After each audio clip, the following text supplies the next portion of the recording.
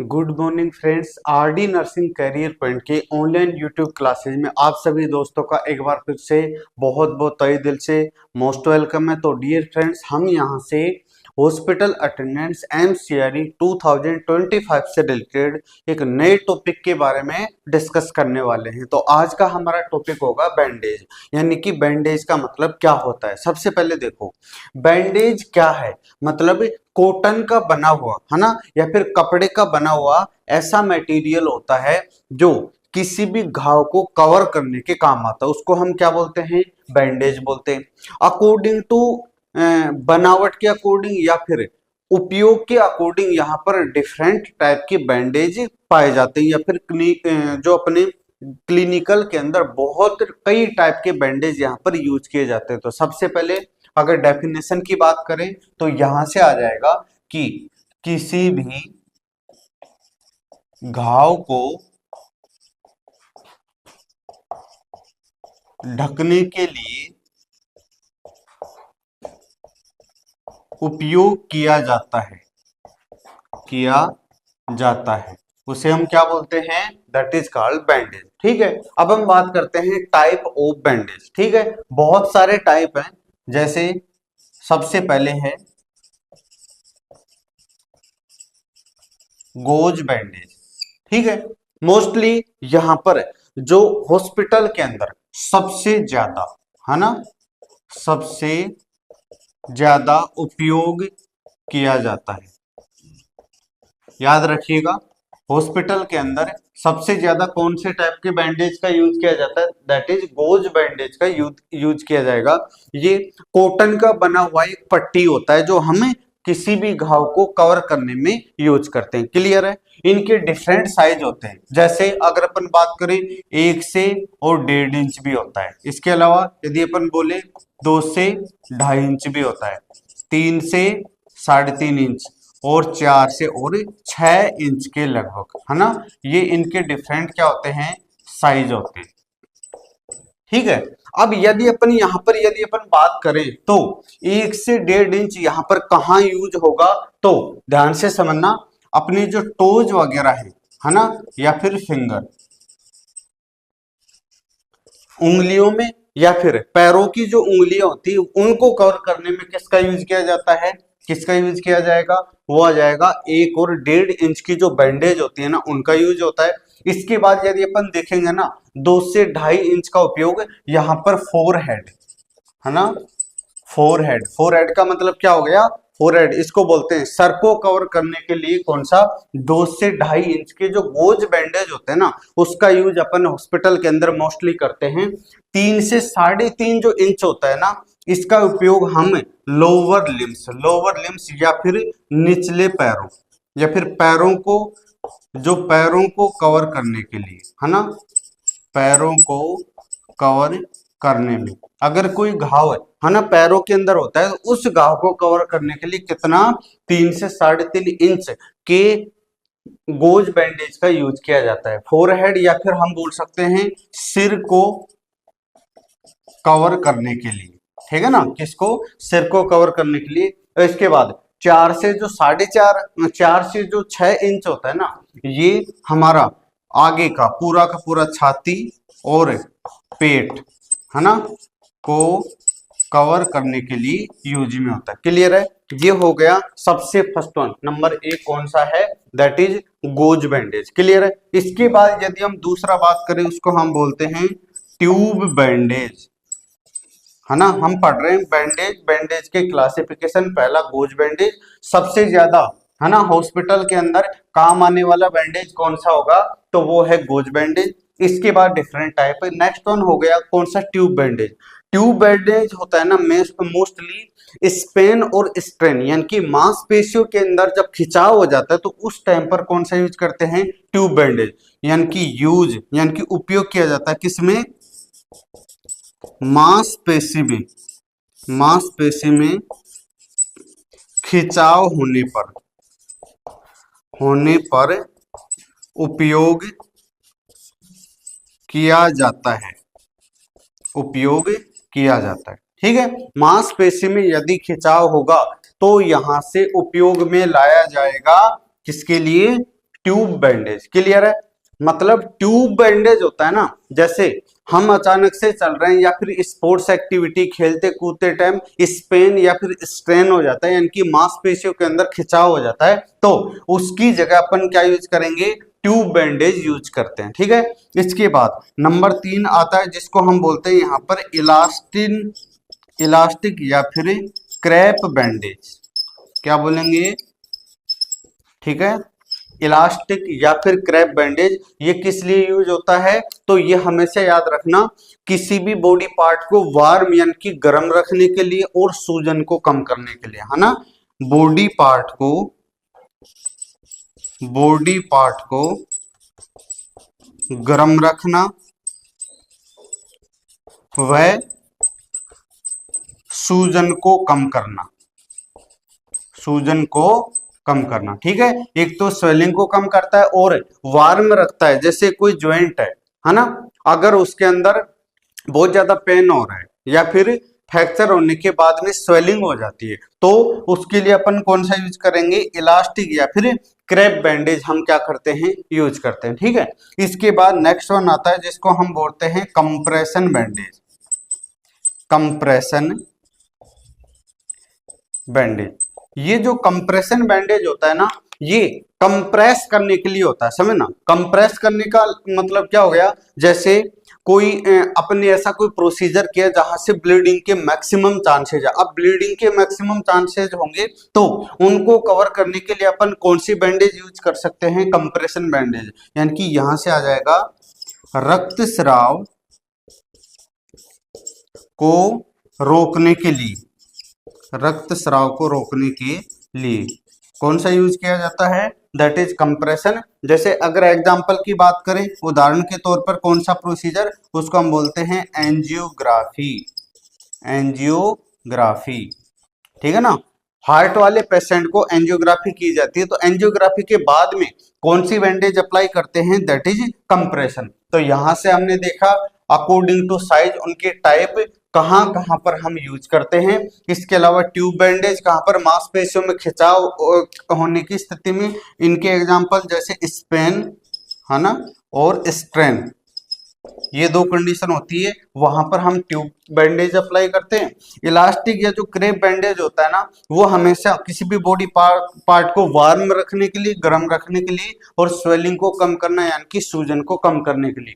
इसके अलावा compression bandage होता है, ये रक्तस्राव यानी कि ब्लीडिंग को रोकने के लिए यूज किया जाता है। तो अभी तक हमने देखा यहाँ से कुछ, है ना, टाइप ऑफ बैंडेज और उनका use according to type, according to condition, इनका यूज कहाँ होता है। ठीक है, अब हम इसके जो आगे के जो टाइप हैं उनके बारे में डिस्कस करते हैं। देखो, इसके बाद में है प्रेशर बैंडेज। ठीक है, कंप्रेशन और प्रेशर दो टाइप हैं, दोनों में क्या डिफरेंस है?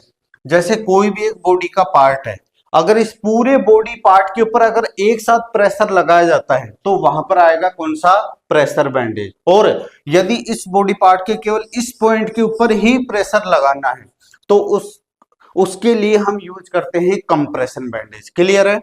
दोनों के अंदर डिफरेंट है कि ये जो प्रेशर बैंडेज होता है ना, ये केवल ये पूरे बॉडी पार्ट को कवर करेगा जहां पर हम अप्लाई करेंगे, और केवल एक बॉडी पार्ट स्पेसिफिक पॉइंट को अगर नोटिफाई किया जाता है तो वहां पर कौन सा? कंप्रेशन बैंडेज का हम यूज करते हैं। जैसे केवल ब्लीडिंग की साइट है ना, तो केवल उसको हम रोकने के लिए कि ताकि वहां पर रक्तस्राव ना हो, तो उसके लिए अपन कौन सा? कंप्रेशन। और पूरे बॉडी पार्ट का, जैसे अगर किसी के पेट में पानी भर जाता है और उसके बाद में हम पूरी की पूरी जो भी फ्लूइड है वो खाली कर देंगे, अब दोबारा से पेट के अंदर पानी नहीं भरे, इसके लिए अपन कौन सा अप्लाई करते हैं? प्रेशर बैंडेज क्या करेंगे? अप्लाई करेंगे। ठीक है, तो या प्रेशर बैंडेज कब अप्लाई करते हैं? पेट में पानी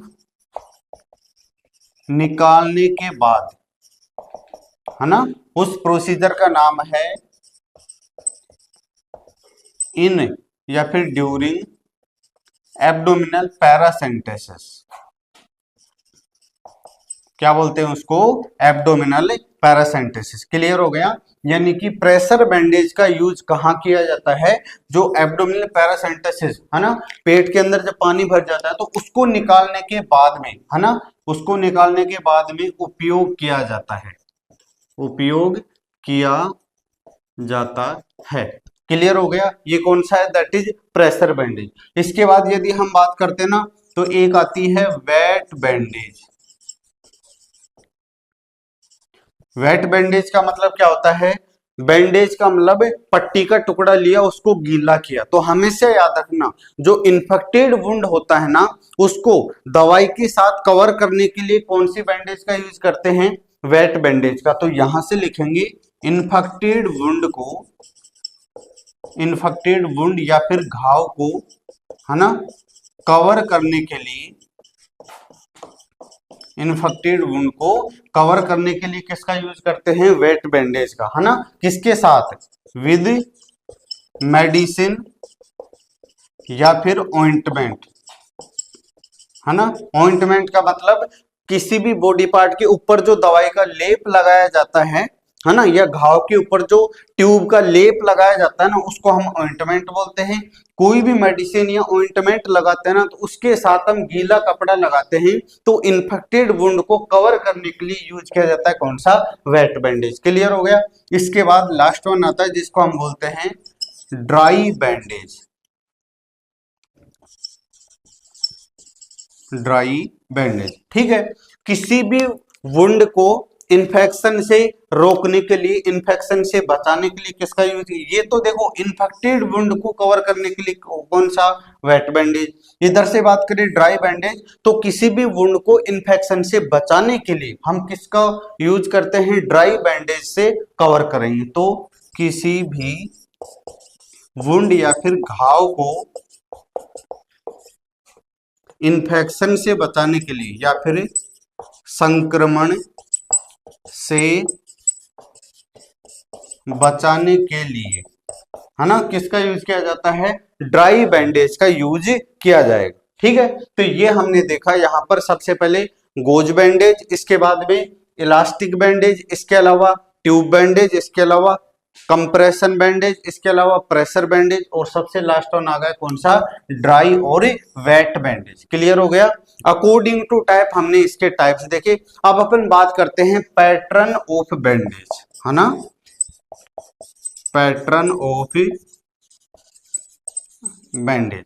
डिफरेंट टाइप के मतलब ये तो हो गया कि हम कौन कौन सी कंडीशन में कौन कौन से टाइप। अब वो जो बैंडेज होता है ना, उसको लगाने का तरीका according to condition different type का होता है ना। तो यहां पर सबसे पहले आएगा जिसको अपन बोलते हैं कैप्लिन। कैप्लिन बैंडेज, ठीक है। कैप्लिन, कैप्लिन का मतलब क्या होता है? अगर किसी व्यक्ति को जैसे सर की क्या होगी, सर्जरी हुई है, सर का चोट या घाव वगैरह लगा है, तो पूरे हेड को कवर किया जाता है ना, सर को कवर किया जाएगा, तो उस बैंडेज को हम क्या बोलते हैं? यहाँ पर कैप्लिन बैंडेज बोलते हैं। याद रखना, कैप्लिन बैंडेज हमेशा और हमेशा किसके लिए यूज किया जाता है? सर के लिए। तो ये आ गया सिर को कवर करने के लिए, कवर करने में किसका यूज किया जाता है? That is Caplin bandage. इसके बाद यदि अपन देखेंगे दूसरा आता है टी बैंडेज, ठीक है ना। क्या बोलते हैं? टी बैंडेज, या फिर टी बैंडेज का दूसरा जो नाम है ना, उसको हम बोलते हैं,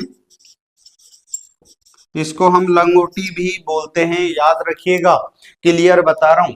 टी बैंडेज होता है, उसका दूसरा नाम है लंगोटी, ठीक है।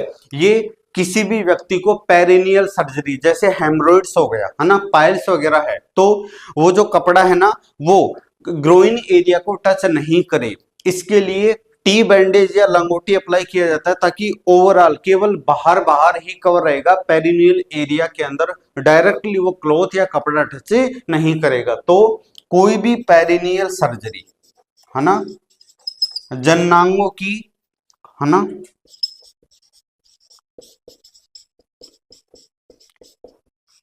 जनन अंगों की सर्जरी के दौरान उपयोग किया जाता है। ठीक है, जनन अंगों की कोई भी सर्जरी होती है ना, तो कौन सा अप्लाई किया जाता है यहाँ पर, टी बैंडेज या फिर लंगोटी का यूज किया जाएगा। क्लियर हो गया। इसके बाद यदि अपन देखेंगे तो तीसरा आता है जिसको हम बोलते हैं फिगर ऑफ 8। फिगर ऑफ 8 बहुत इंपॉर्टेंट है। फिगर ऑफ 8 है ना, सबसे पहले तो कहां अप्लाई किया जाता है ना, ये होगा एम्पुटेशन को, एम्पुटेशन को कवर करने में सबसे पहली बात, एम्पुटेशन को कवर करने में। दूसरा और कौन सा, जैसे एल्बो जॉइंट है ना, एल्बो जॉइंट, नी जॉइंट और रिस्ट जॉइंट, ठीक है, इनको कवर करने में यूज किया जाता है कौन सा, फिगर ऑफ 8। सबसे पहले कौन सा, कैप्लिन बैंडेज, इसके अलावा टी बैंडेज या फिर लंगोटी बोलते हैं। जनन अंगों की सर्जरी के अंदर कौन सा यूज किया जाता है, टी बैंडेज।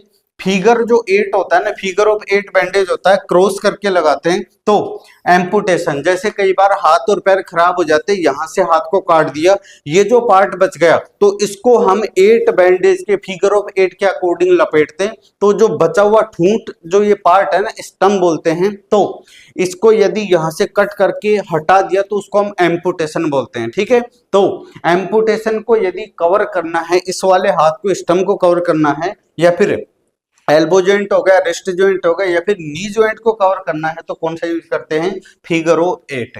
तो यहां से हमने देखे सबसे पहले टाइप ऑफ बैंडेज है ना, और इसके बाद में देखिए pattern of bandage according to location के आधार पर यहाँ पर कौन कौन सी होगी। ठीक है, और हम यदि अपन यहाँ पर बात करें तो नंबर 4 आता है स्पाइकल बैंडेज।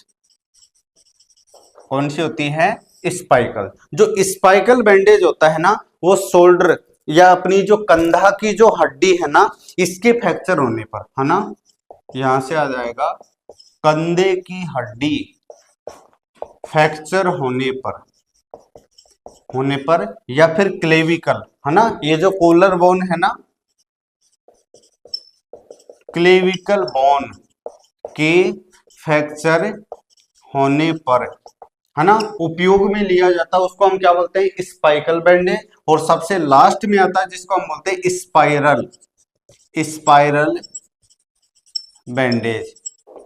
ठीक है, सबसे ज्यादा कौन सा, सबसे ज्यादा गोज बैंडेज यूज किया जाता है। अब गोज बैंडेज जैसे 1 से 1.5 इंच हो गया, 2 से 2.5 इंच, 3 से 3.5 और 4 से 6। क्लियर है।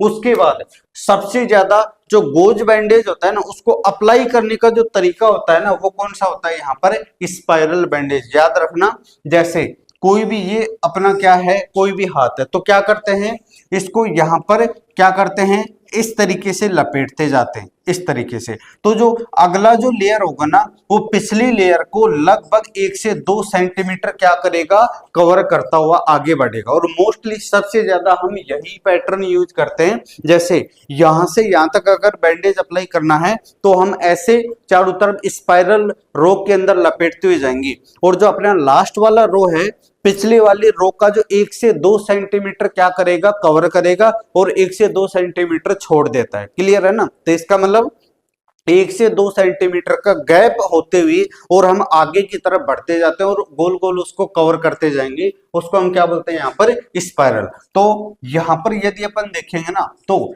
क्लिनिकल प्रैक्टिस में, क्लिनिकल प्रैक्टिस में सबसे ज्यादा उपयोग होता है, कौन सा उपयोग होता है, दैट इज स्पाइरल बैंडेज। इसके अंदर क्या होता है, इसके अंदर जो लेयर होती है ना, लेयर 1 से 2 सेंटीमीटर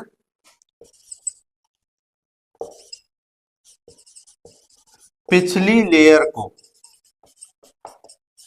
कवर करती हुई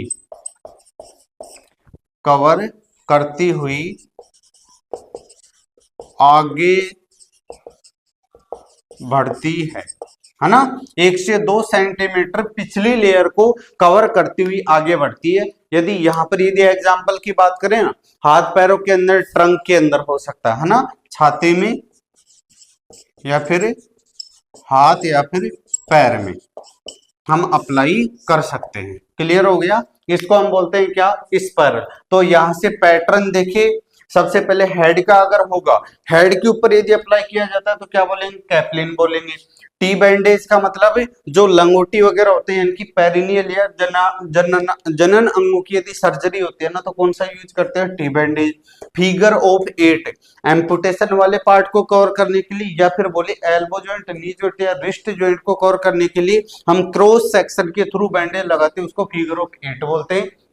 स्पाइकल बैंडेज क्या होती है, कंधे की हड्डी या फिर ये जो क्लेविकल है ना, तो यहाँ पर केवल एक ही हिस्सा क्या किया जाता है, कवर किया जाता है, उसको अपन क्या बोलते हैं, स्पाइकल बैंडेज।